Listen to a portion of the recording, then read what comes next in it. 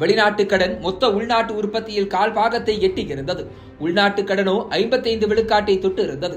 Iraq மற்றும் Kuwait நாடுகளுக்கு இடையிலான போரால் கச்சா எண்ணெய் விலை தலைவிரித்து ஆடியது.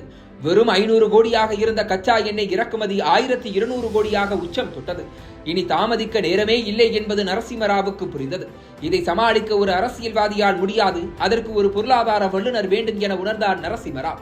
நாடு முழுக்க வலைவீசி தேடினார். அந்த வலையில் சிக்கியவர்தான் டாக்டர் மன்மோகன் சிங். ஏற்கனவே நிதி அமைச்சகத்தின் தலைமை பொருளாதார ஆலோசகர், திட்டக்குழு உறுப்பினர், ரிசர்வ் வங்கி கவர்னர், பிரதமருக்கான பொருளாதார ஆலோசகர் என பல பதவிகளை வகித்திருந்த மன்மோகன் சிங் நரசிம்மராவுக்கு சரியான சாய்ஸாகப்பட்டார். மன்மோகன் நிதி அமைச்சரானது அவருக்கு தெரிவதற்கு முன்பே அரசியல் வட்டாரத்தில் பலருக்கும் தெரிந்துவிட்டது. கிடைத்த பதவியை ஏற்றுக்கொள்ளலாமா வேண்டாமா என்கிற தயக்கத்தில் இருந்த மன்மோகன் சிங்கிடம் நரசிம்மராவ் பேசினார்.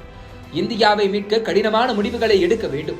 நீ அதனை செய்ய நாங்கள் அனைவரும் உறுதுணையாக இருப்போம். பலன் கிடைத்தால் அனைவரும் அனுபவிக்கலாம். பழி வந்தால் நீ மட்டும் ஏற்றுக்கொள் என நக்கலாக பேசி அவரை சம்மதிக்க வைத்தார்.